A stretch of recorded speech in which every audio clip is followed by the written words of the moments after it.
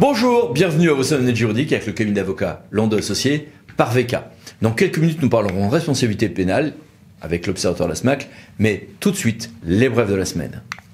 Alors, en matière d'élection, on sait depuis assez longtemps que l'élection présidentielle aura lieu les 10 avril et 24 avril 2022. En Polynésie et pour les territoires français des Amériques, ça sera la veille.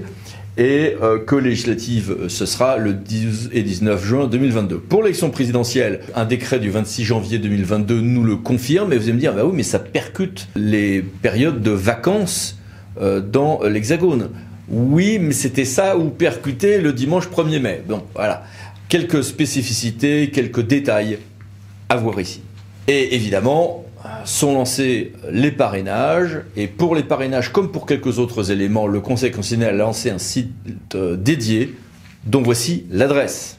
Élysée toujours, mais en matière de marché cette fois-ci, eh bien, le tribunal correctionnel de Paris nous confirme, 21 janvier 2022, que l'Élysée est un acheteur public comme un autre. Il faut regarder avec une certaine souplesse les candidatures de personnes pourtant condamnées à l'interdiction de candidater en matière de commande publique dans des conditions que voici détaillées. Conseil constitutionnel, décision du 28 janvier 2022. En matière de fonction publique, lors d'un recrutement universitaire, mais ça s'applique à toutes les réunions pouvant entraîner un acte derrière, des membres du jury avaient déconnecté leur caméra. Et ben ça suffit pour vicier le recrutement. Donc, en recrutement, en disciplinaire autre, attention à ne pas déconnecter les visios lorsque celles-ci sont légales. Le fonctionnaire qui demande sa mutation dans une commune, quant à lui, n'a pas l'obligation d'informer celle-ci qu'il fait l'objet d'une enquête pénale, nous dit le Conseil d'État. Conseil d'État qui nous dit aussi que la liberté syndicale n'exonère pas un syndicaliste de ses obligations professionnelles. Bien sûr. FPT, toujours, le décret du 21 janvier 2022, 48, ouvre à certaines collectivités des emplois d'experts de haut niveau et de directeurs de projet, ce qui était très attendu. Très attendu aussi était la nouvelle loi sur la sécurité, après la fameuse loi sécurité globale de l'été dernier, avec toute une série de choses. Alors, une moindre irresponsabilité pénale des personnes qui ont commis des infractions sous stupéfiants, ça c'est une réponse à l'affaire Sarah Halimi. Renforcement des sanctions quand celles-ci sont faites sur des membres des forces de sécurité intérieure, ou leurs familiers, leurs proches, y compris les policiers municipaux et les gardes champêtres. En revanche, policiers municipaux et gardes champêtres sont exclus de l'usage encadré des drones qui est prévu par cette loi, mais ça vient de la décision du Conseil constitutionnel. Et puis, toute une série d'autres mesures que voici ici résumées. En matière de finances, une instruction résume quant à elle les nouveautés et les régimes de toute une série de dotations. Dotations de soutien à l'investissement local, DETR, DSID, FNADT. Voici les références. En matière de GEMAPI, il y a un certain nombre d'outils en ligne extrêmement utiles, notamment évidemment Vigicru. Il y a à côté de ça, il y a un nouvel outil public qui vient d'être mis en ligne sur toute une série de données hydrométriques et hydrologiques sur les cours d'eau, hydroportail, donc hydro.ofrance.fr, à voir ici. Et puis, une ville, celle de Paris, avait décidé dans son règlement des coupures d'eau possibles ou même de gaz et d'électricité pour les gens du voyage dans les aires d'accueil, et des tarifs si les gens restent au-delà des dates d'occupation qui étaient très élevées. Eh bien, le Théâtre Paris a censuré ceci en disant, bah non, puisque c'est l'habitation des gens du voyage, leur caravane, lorsqu'ils sont dans ces aires, eh bien, dans ces cas-là, on ne peut pas leur couper l'eau, puisqu'on ne peut pas, en habitation, le faire, ni couper le gaz et l'électricité pendant la trêve hivernale. Et quant aux tarifs, au-delà des dates prévues d'occupation, oui, ils peuvent être majorés, mais ceux-ci ne doivent pas être prohibitifs, et il faut se caler sur ce que sont, dans ce cas, les tarifs normaux en matière de caravanage. Bon. Et puis, les mini-brèves, que voici, que voilà, et que voici. Abordons maintenant notre grand dossier, responsabilité pénale, chiffre renseignement de l'Observatoire de la SMACL. Alors, en matière de responsabilité, si on veut schématiser à très grands traits, il faut toujours distinguer, d'une part, qui indemnise la victime, Et là, c'est la responsabilité civile, c'est la responsabilité administrative. Dans les affaires pénales, c'est une quote-part de ce qui est porté, par exemple, par la constitution de partie civile. C'est presque toujours à la personne publique d'indemniser quand il y a de tels dommages et qu'il y a un lien avec le service. Pour résumer, ce qui donne lieu à au moins 3 séances de TD à la fac, oui, je sais. Et puis, il faut distinguer ceci donc de qui paye sa dette à la société, et là c'est le pénal, même si le pénal ne se résume pas à ça, bien sûr. Et là c'est presque toujours la personne physique qui va payer. Et à ceci s'ajoute la responsabilité financière et parfois la responsabilité disciplinaire. Alors, ceci est très très schématique, c'est beaucoup plus subtil que ça, mais oui, globalement, il faut distinguer la responsabilité pénale de la question indemnitaire, et on n'a pas les mêmes conséquences en matière d'assurance, de juge compétent et de procédure. Nous sommes là, en pratique, sur des choses subtiles où même beaucoup de praticiens s'en mêlent les pinceaux. Une autre distinction s'impose lorsqu'on zoome avant sur la question propre au pénal. Il faut distinguer les infractions dites involontaires des infractions dites volontaires. Si on commence par les infractions dites volontaires, il y en a plein et chacune nécessite une connaissance et pour le quotidien des mesures de prudence spécifiques. Dans des dossiers précédents, on a vu ensemble en vidéo ce qu'il fallait appréhender en matière de favoritisme ou de prise illégale d'intérêt, dont l'infraction qui a été modifiée récemment, mais il y a aussi la concussion, le pantouflage, le recel d'abus de biens sociaux pour quand on reçoit un cadeau, toute une série de délits en matière de traitement automatisé de données, de liberté ou de violation de secret, le harcèlement, en expansion, injure, diffamation et quelques infractions associées, outrage, la mise en danger d'autrui quand on va délibérément violer une règle de sécurité, un grand classique pour notamment les ralentisseurs au sol ou certains équipements sportifs, parfois des infractions de coups et blessures ou d'atteinte au bien-être animal, pollution, infractions en matière d'urbanisme, non je t'ai plus.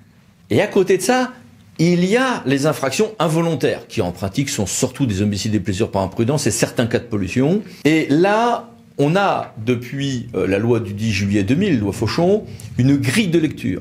Soit je suis la cause directe du préjudice, et on va regarder si j'ai conduit directement à ce préjudice, et donc dans ces cas-là, est-ce que mon comportement a été standard ou pas, et sinon je serai censuré.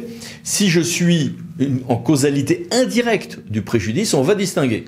Je suis la cause indirecte du préjudice, mais est-ce que j'ai violé de manière délibérée, manifestement délibérée, une obligation particulière de prudence et de sécurité prévue par la loi et le règlement, c'est-à-dire que c'est pas l'ensemble des normes qui sont concernées, seules celles qui sont prévues par la loi et le règlement. Et là, on va avoir, même chose, une condamnation si je sors de ce que sera considéré par le juge comme un comportement standard. Si en revanche, je ne suis pas une cause directe et que je n'ai pas violé de manière délibérée une règle de sécurité ou de prudence fixée par le règlement, alors je pourrais dire, dans ces cas-là, je ne serai condamné que si j'ai fait une faute caractérisée. Bien. Cela conduit, en pratique, au quotidien, à identifier la dangerosité et donc le niveau de prudence, de vigilance qu'il faut avoir pour tout. Je veux dire, est-ce que je vais mettre une barrière de sécurité autour de la mare aux canards dans les parcs et jardins de la ville? Quid des risques quand je vais par exemple avoir des équipes qui vont manier des activités potentiellement dangereuses comme en matière de déchets ménagers ou d'assainissement collectif. Idem pour ce qui est des mesures de prudence que l'on va appliquer en matière, j'en sais rien moi, de normes de sécurité, d'eau potable, de tel ou tel type de masque quand nous en manquions en 2000, etc., etc. On va distinguer cause directe, cause indirecte, est-ce que j'ai une norme identifiée ou pas, pour calibrer la prudence au quotidien. Sur toutes ces questions de responsabilité pénale, tous les ans sort un rapport extrêmement précieux avec des analyses, des chiffres et beaucoup de jurisprudence fait par l'Observatoire de la SMAC. Le rapport 2021 a été diffusé là, donc en janvier 2022, et il est très riche et en téléchargement libre et gratuit, donc je vous invite à le télécharger ou à le consulter. Sur tout ceci, j'ai voulu poser quelques questions à monsieur Luc Brunet, qui est responsable de cet observatoire. Bonjour cher monsieur. Bonjour maître. Première question, quelles sont les grandes évolutions statistiques que vous constatez à l'observatoire ? Nous constatons depuis le début de nos observations que les élus la responsabilité pénale des élus est en hausse de manière générale depuis 1995. Nous avons enregistré sur la mandature 2014-2020 1846 élus qui ont été poursuivis, contre 1300 sur la mandature précédente, soit une hausse de 42%. Donc la tendance n'est pas à la baisse, elle est à la hausse. Néanmoins, il y a un signe encourageant, c'est que depuis 2016, il y a une baisse que nous constatons, baisse qui ne s'est pas démentie au cours de l'année 2020, année 2020 qui était un peu charnière, puisqu'il y a eu la crise sanitaire et plus l'année électorale. Or, nous avions constaté en 2014 un pic que nous n'avons pas retrouvé en 2020, et malgré en plus le contexte sanitaire que nous connaissons. Donc c'est encourageant, et les premières tendances que nous avons pour 2020-2026, les estimations qui restent à consolider, confirmeraient cette baisse. Nous estimons que sur la mandature 2020-2026, il y aurait une baisse de 15%, mais qui reste effectivement à confirmer. Alors sur les cadres territoriaux, il y a une hausse aussi, mais elle est moins marquée que pour les élus locaux. Et là aussi, depuis 2016, nous constatons la même baisse. Donc c'est pareil que pour les élus locaux, mais de manière générale, les fonctionnaires territoriaux sont moins exposés au risque pénal que ne le sont les élus locaux. Le taux de mise en cause pénale, toute infraction confondue pour les élus, est de 0,319%, alors que pour les fonctionnaires, il est de 0,046%, donc beaucoup moins marqué. Et dans quel domaine trouvez-vous le plus de différence entre responsabilité pénale des agents et responsabilité pénale des élus? J'imagine que la prise illégale d'intérêt en est un élément déterminant. Alors, cette différence, elle est surtout marquée en matière de diffamation. Ah oui. Diffamation, puisque les atteintes à l'honneur, ce sont les élus locaux qui sont les plus exposés. Après, effectivement, vous avez raison, sur la prise illégale d'intérêt, les élus sont plus exposés aussi que les fonctionnaires territoriaux. Par contre, d'une manière générale, sur les manquements devant probité, les fonctionnaires territoriaux vont aussi être impactés. C'est le premier motif de mise en cause des fonctionnaires territoriaux comme des élus locaux, puisqu'on va retrouver aussi toutes les infractions, notamment délits de favoritisme. Abordons le cas des infractions de négligence ou d'imprudence. Vous constatez un tassement globalement, je crois, c'est ça ? Depuis la loi Fauchon du 10 juillet 2000, on avait constaté effectivement que cette loi avait amorti un peu le nombre de poursuites. En 95-2001, on avait recensé 52 élus poursuivis. En 2001-2008, 63. Mais après 2008-2014, on avait recensé une baisse, 38 élus poursuivis. En 2014-2020, on est retombé sur les nombres de condamnations qu'on avait avant l'adoption de la loi. Par contre, en termes de condamnation, on s'aperçoit que la loi a vraiment joué un rôle d'amortisseur, et en termes de condamnation, ça a été divisé à peu près par 2 par rapport à ce que nous constations avant l'adoption de la loi. Et pour les fonctionnaires territoriaux, c'est aussi à la baisse, de manière peut-être un peu moins marquée. Votre dernier rapport constatait un quadruplement, en gros une décennie, des mises en examen et une stabilité des condamnations. Qu'en est-il maintenant dans votre dernier rapport ? Alors le nombre de condamnations, pour l'instant, si vous voulez, nos chiffres ne sont pas encore consolidés. Sur la mandature 2014-2020, toutes les procédures qui ont été engagées au cours de cette mandature ne sont pas encore achevées. Globalement, ce que l'on peut retenir, et c'est pareil pour les fonctionnaires territoriaux que pour les élus locaux, c'est qu'en moyenne, 40% des élus locaux ou des fonctionnaires territoriaux qui sont poursuivis sont au final condamnés. Donc ça veut dire que 60% bénéficient au final d'une décision qui leur est favorable. Donc les chiffres de condamnation que nous mettons dans notre rapport sur la mandature 2014-2020 vont nécessairement encore évoluer à la hausse. Et pour aboutir, grosso modo, si la moyenne est respectée, que nous constatons depuis le début, sur une moyenne de 60% des élus et des fonctionnaires qui bénéficieront au final d'une décision qui leur est favorable, d'où le nécessaire respect du principe de la présomption d'innocence. Et quelles sont les grandes tendances que vous constatez pour les infractions dites volontaires ? Donc sur les manquements devant probité, il y a une légère hausse par rapport à la mandature précédente de 8,5%. Mais ce n'est pas là où il y a eu la plus forte hausse. La plus forte hausse en matière d'infraction dite intentionnelle, c'est en matière de diffamation. Le contentieux des atteintes à l'honneur est en explosion. On a constaté une hausse de 100% par rapport à la précédente mandature. Donc là, on peut penser que les réseaux sociaux ont contribué à cette hausse-là. Après, on trouve en numéro 3 sur le podium des élus locaux tout ce qui concerne ce qu'on appelle les atteintes à la dignité. Donc on va retrouver les injures, mais aussi tout ce qui est toute la problématique du harcèlement moral et des discriminations. Donc ça, c'est le podium des infractions imputées aux élus locaux, c'est ça, c'est en poursuite, c'est probité, honneur et dignité. Et en condamnation, il y a une petite nuance.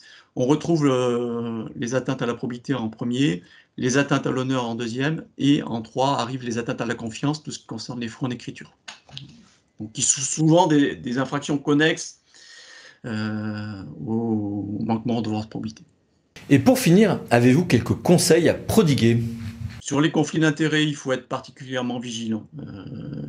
C'est vraiment une zone sur laquelle les élus doivent être particulièrement vigilants. Et je renvoie sur le rapport à un interview croisée qu'on a fait de plusieurs avocats, dont vous, sur la prise illégale d'intérêt, parce que c'est vraiment une zone sur laquelle les élus doivent être particulièrement vigilants. Il y a des conseils pratiques que vous donnez à ce titre-là, et donc là, oui, j'invite les élus vraiment à être très vigilants sur cette infraction, parce qu'on peut se faire piéger très facilement. Donc bien penser à identifier les différentes zones de conflit d'intérêts et à prendre les bonnes dispositions en se déportant lorsque, effectivement, on est concerné. Eh bien, merci beaucoup, au revoir. Merci à vous, maître. Et merci à vous. À bientôt pour une nouvelle vidéo, les 5 minutes juridiques par Landau Associés, pour VK. Pensez à vous abonner. Merci, au revoir.